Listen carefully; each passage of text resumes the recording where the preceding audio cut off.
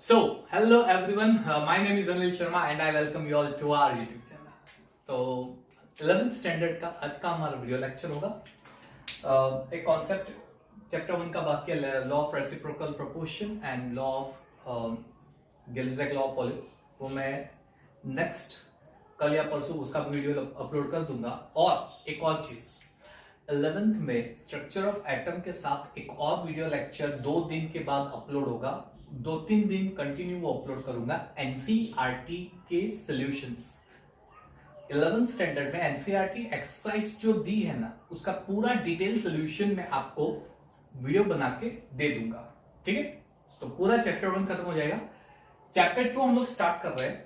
Structure of atom में starting का part है, वेल इट्स इजी है, उसमें मैं टाइम वेस्ट नहीं कर रहा हूं कि cathode ray discharge tube experiment क्या है। मैं उसका एक वीडियो लेक्चर एंड में मैं बना के आपको दे दूंगा। मैं वहां पे टाइम वेस्ट नहीं कर रहा हूं, किस तरह से इलेक्ट्रॉन डिस्कवर हुआ, प्रोटॉन किस तरह से डिस्कवर हुआ, गोल्डस्टीन ने किस तरह से एक्सपेरिमेंट किया, Rutherford etcetera. I am not wasting time on all that part. मैं डायरेक्टली मुद्दे पे जाता हूं। एटम के अंदर प्रोटॉन, इलेक्ट्रॉन, न्यूट्रॉन प्रेजेंट है। जॉन डाल्टन की थियरी यहां पे गलत हो गई। क्यों? जॉन डाल्टन ने ऐसा बोला था that every species has a smallest particle which is not divisible, indivisible, and that indivisible species is known as atom. हम उसको डिवाइड नहीं कर सकते, लेकिन 19th सेंचुरी जो है उसके एंडिंग तक ये प्रूव हो गया था कि एटम को भी डिवाइड कर सकते हैं, उसमें भी सब एटॉमिक पार्टिकल प्रेजेंट होते हैं। प्रोटॉन, इलेक्ट्रॉन, न्यूट्रॉन डिस्कवर हो गया। Electron was discovered by sir J Thomson 1897.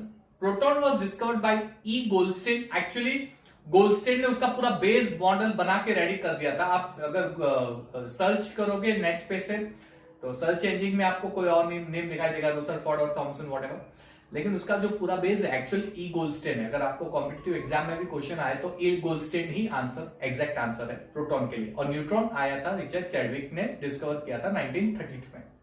ठीक है, वो बहुत ही थे। आफ्टर ऑलमोस्ट इलेक्ट्रॉन के डिस्कवरी के ऑलमोस्ट 35 इयर्स के बाद न्यूट्रॉन डिस्कवर हुआ था। 35 इयर्स के बाद। तब क्वेश्चन ये है, सबसे छोटा पार्टिकल एटम है, ऐसा डाल्टन ने बोला था। अब ये प्रूव हुआ कि एटम के अंदर भी सब एटॉमिक पार्टिकल है, प्रोटॉन, इलेक्ट्रॉन, न्यूट्रॉन। ठीक है, खैर न्यूट्रॉन की हम बाद में बात करेंगे क्योंकि वो 1932 में डिस्कवर हुआ था। 19th सेंचुरी के एंड में सिर्फ प्रोटॉन, इलेक्ट्रॉन हमें पता थे, सिर्फ 2 पार्टिकल। तो वो किस तरह से दोनों पार्टिकल अरेंज है, हम सिर्फ उसका डिस्कशन करेंगे। न्यूट्रॉन तो बहुत ही लेट आया था, इसलिए उसको हमने बाद में फेंक दिया है, बाद की स्टडी में हमने डाल दिया है। तो how proton, electron is arranged in an atom, यानी एटॉमिक स्ट्रक्चर। हमारा जो कॉन्सेप्ट है, हम लोग स्टार्ट करने वाले हैं एटॉमिक स्ट्रक्चर का कॉन्सेप्ट। एटॉमिक स्ट्रक्चर बहुत ही पुराने मॉडल्स है, बहुत ही स्टार्टिंग में प्रपोज हो गए थे। थॉमसन एटॉमिक मॉडल से स्टार्ट हुआ था। आज की डेट में अगर वो देखने जाए तो वो बिल्कुल फालतू का मॉडल है, उसमें कुछ इतना है नहीं डिटेल, और वो मॉडल से कोई मीनिंग नहीं निकलता। लेकिन वो आज के टाइम में थॉमसन ने जब ये मॉडल दिया था ना, उस टाइम पे उसका मॉडल बहुत फेमस हुआ था और एक्सेप्ट भी हुआ था, क्योंकि कई सारी चीजें लॉजिकल थी वहां पे। जैसे एटम एक स्टेबल क्यों है, उसकी स्टेबिलिटी क्यों है, एटम के अंदर पूरा मास इक्वली डिस्ट्रीब्यूटेड है, ये सारी चीजें वहां पे उसने प्रूव की थी। और इसीलिए उसका मॉडल एक बेटर मॉडल उस टाइम पे गिना गया था और एक्सेप्ट भी हुआ था। ठीक है, ये सारे बड़े बड़े साइंटिस्ट है, बड़े बड़े साइंटिस्ट है। पहला मॉडल जो है वो है थॉमसन्स एटॉमिक मॉडल। तो हम लोग सबसे पहले यही स्टार्ट करेंगे। क्या उससे पहले किसी ने नहीं ट्राई किया था, लेकिन मैंने क्या बोला, जो कुछ लॉजिकल एटम के बारे में आंसर दे सके वो मॉडल एक्सेप्ट, प्रूफ दे सके क्यों स्टेबल है, किस तरह से स्टेबिलिटी है, स्टेशनरी मास किस तरह से डिवाइडेड, ऐसे बहुत सारे क्वेश्चंस थे जिसको एक लॉजिकल वे में आंसर देना जरूरी था। तो कुछ साइंटिस्ट ने लॉजिकल वे में दिया था, जिसने दिए थे वो भी फेमस हो गए। तो सबसे पहला था सर जे का मॉडल, थॉमसन एटॉमिक मॉडल। कमाल की बात है, 1897 में उसने इलेक्ट्रॉन डिस्कवर किया, सॉरी नॉट उसने, उन्होंने, he is quite respected person, बहुत ही बड़ा इंसान था, बहुत सारी चीजें उन्होंने फाइंड की थी, राइट। उनको नोबेल गैस से भी सम्मानित किया गया था, yes, he got Nobel prize also, लेकिन इसके लिए नहीं, किसी और चीज के लिए, वो आपके टेक्स्ट बुक में दिए, वो आप पढ़ लेना।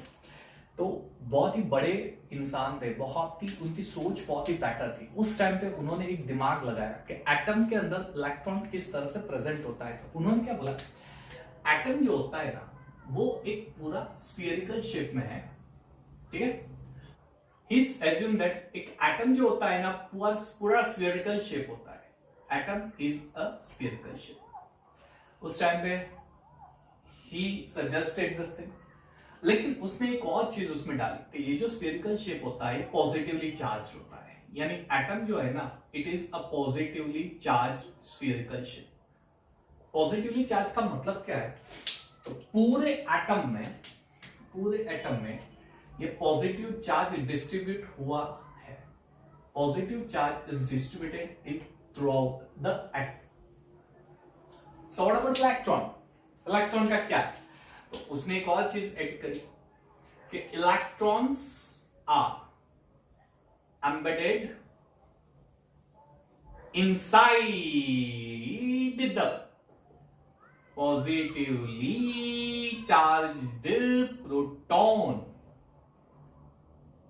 Sphere. Inside the positively charge proton sphere, ये पूरा पॉजिटिवली चार्ज प्रोटॉन का स्फीयर है, सॉरी पूरा पॉजिटिवली चार्ज प्रोटॉन का स्फीयर है, ठीक है। उसमें इलेक्ट्रॉन एम्बेडेड घुसे हुए, उसके अंदर घुसे हुए उसके अंदर। हाँ तो देखो, आपको मैंने एक साइड पे एक इमेज दिखाया वाटरमेलन का, दिख रहा है उसमें वो रेड कलर का बात कितना बढ़िया दिख रहा है ना, खाने में मजा आता है, यम्मी है ना। लेकिन वो जो रेड कलर का पार्ट है वो क्या देख सकते हो, पूरा स्प्रेड हुआ है। पूरे वाटरमेलन में क्या स्प्रेड है, रेड कलर का पार्ट है। तो समझ लो वो रेड कलर का पार्ट यही है, प्रोटॉन। अब उस रेड कलर के पार्ट में आप क्या दे सकते हो, सीड्स ब्लैक कलर के, है ना। इलेक्ट्रॉन कुछ इसी तरह होता है, उसके अंदर एम्बेडेड इनसाइड अंदर के पार्ट में होता है, पूरा छाया हुआ होता है प्रोटॉन, और उसके अंदर इलेक्ट्रॉन बीड्स के फॉर्म में होता है। एक्चुअली बीड्स के फॉर्म में, यानी वो इट्स नॉट अ बीड्स, लेकिन उस तरह से इनसाइड प्रेजेंट होता है, कुछ इस तरह से अंदर प्रेजेंट होता है ना। कमाल की चीज, बहुत सारी चीजें, pudding, plum pudding, resin pudding यानी खीर बनाए, किसमिस, है ना। खीर, कटोरा ले लो, मिल्क डाल दो, पूरे कटोरे में मिल्क। अब मिल्क कौन सी स्पेस ऑक्यूपाई करेगा, वेल वो हम नहीं बता सकते, वो तो पूरे कटोरे में फैला हुआ है। बस प्रोटॉन भी ऐसा ही पूरे एटम में फैला हुआ है, लेकिन हम लोग आइडेंटिफाई कर सकते हैं कि वो किसमिस और ये कहां पे वो मिल्क के अंदर प्रेजेंट है ना। इलेक्ट्रॉन भी कुछ ऐसे, यानी इसके मॉडल बहुत फेमस हुए थे अलग अलग नाम से। वाटरमेलन मॉडल, सर ऐसा मत बोलो, मुंह में पानी आ रहा है तो खा लो जाके काट के, बढ़िया है, खा लो, कितना टाइम लगेगा। चलिए दूसरा है प्लम पुडिंग, खीर, दूध पाक बोलते हैं ना, ये सारी चीजें, प्लम पुडिंग, रेजिन पुडिंग, ये सारे मॉडल फेमस हुए थे, मॉडल एक्सेट्रा। सभी का एक ही कॉन्सेप्ट था, क्या कॉन्सेप्ट था, प्रोटॉन छाया हुआ है और इलेक्ट्रॉन अंदर है। ये चीज आपको फिजिक्स में भी आएगी, बोज एटॉमिक मॉडल वगैरह 12th स्टैंडर्ड में आएगी, तो यहां अच्छे से पढ़ लो, ठीक है, वहां पे आसान हो जाएगा। चलिए एक और चीज उसने बताई थी, प्रोटॉन पूरे रीजन में सिमेट्रिकली डिस्ट्रीब्यूट हुआ है, प्रोटॉन और electron symmetrically divided, right. Symmetrical, positive and negative charges are symmetrically distributed, they are symmetrically distributed throughout the atom. पूरे एटम में सिमेट्रिकली डिस्ट्रीब्यूट हुआ है, पूरे एटम में सिमेट्रिकली यानी इक्वली, यूनिफॉर्म बोलते हैं, पूरे रीजन में स्प्रेड हुआ होता है, यूनिफॉर्म, इक्वल, सिमेट्रिकली डिवाइड हुआ होता है, और सिमेट्रिकली डिवाइड होता है प्रोटॉन इलेक्ट्रॉन। उसकी वजह से एक चीज तो पक्का है, जितना प्रोटॉन होंगे उतने electron, number of protons and number of electrons are same, equal, number of proton और नंबर ऑफ इलेक्ट्रॉन सेम होते हैं, यानी जितना पॉजिटिव चार्ज है उतना ही नेगेटिव चार्ज है। लेकिन उसके साथ साथ सिमेट्रिकली डिस्ट्रीब्यूटेड है। सिमेट्रिकली डिस्ट्रीब्यूटेड होना यानी क्या, इक्वली पूरे रीजन में छा गया, बंदा छा गया पूरे रीजन में ये बंदा छा गया, डिवाइड हो गया, डिस्ट्रीब्यूट, ये सिमेट्रिकली प्रोटॉन इलेक्ट्रॉन ये दोनों, है ना। इसीलिए एटम जो होता है ना वो इलेक्ट्रिकली न्यूट्रल होता है। क्या लॉजिक उसने यूज किया है ना, इलेक्ट्रिकली न्यूट्रल। आप ये मत सोचो, आज का मॉडल लेके मत सोचो कि ये तो गलत है, वो मुझे पता है, आपने पढ़ा हुआ है इसलिए आपको पता है, लेकिन उस टाइम पे ये थोड़ी चीजें पता थी जो आप पढ़ रहे हो। उस टाइम पे ये मॉडल बेहतरीन मॉडल था, बेस्ट मॉडल था भाई, ये तो क्या बात है, मजा आ गया है, ऐसा था ये मॉडल, इलेक्ट्रिकली न्यूट्रल होता है। एक और चीज, हाँ, एक चीज तो थी कि इलेक्ट्रॉन जो होता है ना वो सबसे लीस्ट मास पोजेस करता है, यानी पूरे एटम में सबसे लीस्ट मास किसका होता है? इलेक्ट्रॉन का होता है। वेरी लीस्ट, लीस्ट यानी कितना पता है आपको? Mass of proton. अच्छा, ये चीज याद रखना, उसके ऊपर से एक एमसीक्यू भी है, इसके ऊपर से एक एमसीक्यू भी है, मैं आपको बाद में कराऊंगा। Mass of proton it is 1836 times heavier than mass of electron, than mass of electron। Electron से इतना ज्यादा हैवी है, इतना, अरे भारी भरकम है प्रोटॉन। मास ऑफ न्यूट्रॉन थोड़ा ज्यादा है, 1838 टाइम्स, थोड़ा ज्यादा है देन मास ऑफ इलेक्ट्रॉन। यानी इलेक्ट्रॉन कितना लीस्ट मासिव हो गया, उसका तो मास जैसा है नहीं, हल्का फुल्का है, पॉपकॉर्न जैसा उड़ जाएगा, पॉपकॉर्न जैसा हल्का फुल्का है, बहुत लेस मास है। लेकिन प्रोटॉन और न्यूट्रॉन मासिव होते हैं। अब ये सोचो कि प्रोटॉन पूरे रीजन में सिमेट्रिकली डिवाइडेड है, इसका मतलब क्या हुआ? जो एटम का मास है वो भी पूरे रीजन में डिवाइडेड है। Mass of atom is symmetrically distributed through out atom, symmetrically distributed through out atom. उसने ये चीज बोली थी, डिस्ट्रीब्यूटेड थ्रू आउट एटम। ये चीज आपको याद रखनी है, पूरा एटम में सिमेट्रिकल डिस्ट्रीब्यूटेड है। इसकी वजह से he said that, इसकी वजह से एटम इज स्टेबल, यानी स्टेबिलिटी ऑफ एटम। कितनी सारी चीजें जो रिक्वायर्ड थी वो सारी ये मॉडल में कवर हो गई। जैसे मैंने बताया, ये कोई आलतू फालतू मॉडल नहीं है। हमें लगता है कि ये तो गलत है, वो तो आज की डेट में हम पढ़ रहे हैं इसलिए। उस टाइम पे ये कॉन्सेप्ट थोड़ी ना था जो हम लोग पढ़ रहे कि इलेक्ट्रॉन घूमता है वगैरह। उस टाइम पे तो ये सबसे बेहतरीन मॉडल था, सारी चीजें कवर कर ली उसने। प्रोटॉन इलेक्ट्रॉन इक्वली डिवाइडेड होते हैं, सिमेट्रिकल डिस्ट्रीब्यूट होते हैं, मास भी सिमेट्रिकली डिवाइड हो रहा है, एटम स्टेबल है, स्टेबल है। क्या दिमाग लगाया था उसने, है ना? उसने तो एटम की साइज भी बताई थी वो एक्सपेरिमेंट करके। The size of atom approximate size of atom approximate 10 hydrogen है 10⁻10 मीटर। कितना स्मॉल है, 10 हम लोग तो ज्यादा से ज्यादा 10⁻³ तक देख सकते हैं। 10⁻³ वाली साइज हो ना, वो देख सकते हैं। उससे लेस देखना कितना मुश्किल है, ये तो 10⁻10। वी कैन नॉट से atom, that is the size of atom, है ना? सो कितनी सारी चीजें, ये पूरा एक शॉर्ट नोट आपका रेडी हो गया। थॉमसन्स एटॉमिक मॉडल, क्या क्या चीजें आई है, ये सारी चीजें आपको याद रखनी है। स्फेरिकल पॉजिटिव चार्ज एटम, पूरे एटम में positively charge sphere, proton divide हो गया, उसके अंदर इलेक्ट्रॉन प्रेजेंट है, इलेक्ट्रॉन इज एमिटेड इनसाइड, ठीक है। प्रोटॉन पॉजिटिवली चार्ज होता है, सिमेट्रिकली डिवाइड हो गया है। इसके मॉडल को वाटरमेलन मॉडल, प्लम पुडिंग, खीर वगैरह से कंपेयर किया गया है। Number of proton electron equal है और इलेक्ट्रिकली न्यूट्रल, क्यों? सिमेट्रिकली डिवाइड है। कहीं पे भी ऐसा नहीं है कि वहां पे प्रोटॉन ज्यादा है, यहाँ पे इलेक्ट्रॉन ज्यादा है, यहाँ पे इलेक्ट्रॉन प्रोटॉन, ऐसा नहीं, सिमेट्रिकली डिस्ट्रीब्यूट हुआ है, इसलिए उसका मास भी सिमेट्रिकली डिवाइड है। एटम का मास किसकी वजह से? प्रोटॉन की वजह से। इलेक्ट्रॉन तो एकदम लीस्ट मासिव है, और atom is stable, atom stable, ठीक है। ये सारी चीजों की वजह से बोले। लेकिन 1898 के बाद 1900 के आसपास, रुथरफोर्ड करके एक बड़ा साइंटिस्ट था, उसकी तो खुद की एक फैक्ट्री भी थी। वहां पे वो लैब थी जहां पे वो प्राइवेट पर्सनल है, जहां पे वो प्रैक्टिकल करता था, पैसे वाला इंसान था।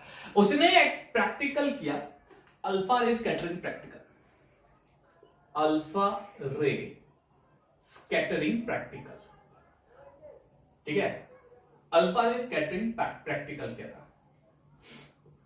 Alpha particle, scattering particle. अच्छा, वो जो स्कैटर हो रहा है उससे रिलेटेड पूरा डिस्कशन है, आपने पढ़ा हुआ है 9th स्टैंडर्ड में। ये प्रैक्टिकल जो है उसने किस लिए किया था? थॉमसन मॉडल सही है या नहीं वो थोड़ा चेक कर लेते हैं।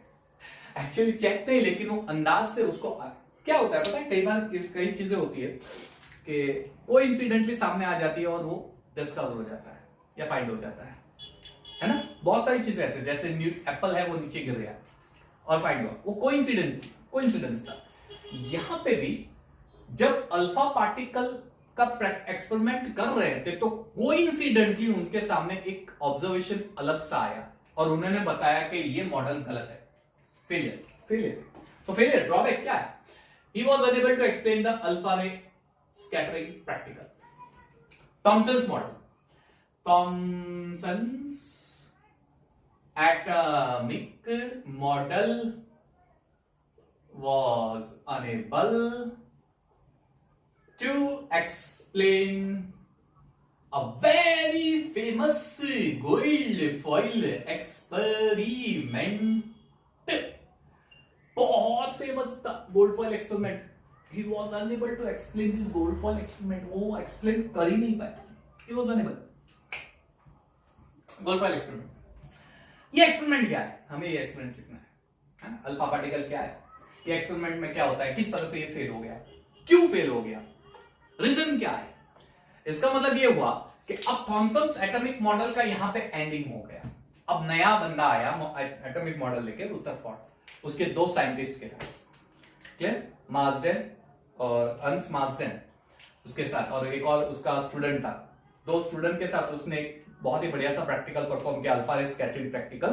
तो वो क्या है एग्जैक्टली, वो एग्जैक्टली प्रैक्टिकल में होता क्या है आपने ऑलरेडी 9th में पढ़ा है, लेकिन यहां पे हम लोग डिटेल में देखने वाले हैं. ठीक है, डिटेल में, लेकिन वो डिटेल आज नहीं करेंगे. उसको थोड़ा सरप्राइज रखते हैं, क्या है, किस तरह से होता है. ठीक है, तो यहां पे थॉमसन्स एटॉमिक मॉडल हम लोग एंड कर रहे हैं. ये पूरा मॉडल अच्छे से समझ लेना, बहुत ही बढ़िया मॉडल है, उस टाइम का बहुत ही फेमस मॉडल है थॉमसन्स एटॉमिक मॉडल. लेकिन जैसे मैंने बताया, रुदरफोर्ड के एक्सपेरिमेंट को ये एक्सप्लेन नहीं कर पाया, इसलिए रुदरफोर्ड ने एक नया मॉडल डिजाइन कर दिया. उसके अलावा भी काफी सारे प्रैक्टिकल थे जो ये मॉडल सेटिस्फाई नहीं कर रहे थे वो प्रैक्टिकल, इसलिए ये मॉडल फेल हो गया और एक नया मॉडल प्रपोज हुआ. नेक्स्ट वीडियो लेक्चर में हम लोग देखने वाले पूरा रुदरफोर्ड एटॉमिक मॉडल, ये क्या है, ये प्रैक्टिकल किस तरह से हुआ और किस तरह से ये कहानी आगे बढ़ी एटॉमिक मॉडल की. और आज के डेट में एटॉमिक मॉडल कौन सा है, पूरा चैप्टर हम लोग डिटेल में स्टडी करने वाले जेईई नीट के साथ. इस चैप्टर में कॉम्पिटिटिव में करीबन 2 से 3 क्वेश्चन गारंटी आते हैं. 2 क्वेश्चन तो होते ही है कॉम्पिटिटिव में, चाहे नीट लो जेईई लो, कोई भी क्वेश्चन, एक या दो क्वेश्चन तो आते ही है ये चैप्टर में से. तो बढ़िया पढ़ना, बहुत सारी फॉर्मूलाज है, बहुत सारे न्यूमेरिकल्स हम लोग देखते जाएंगे.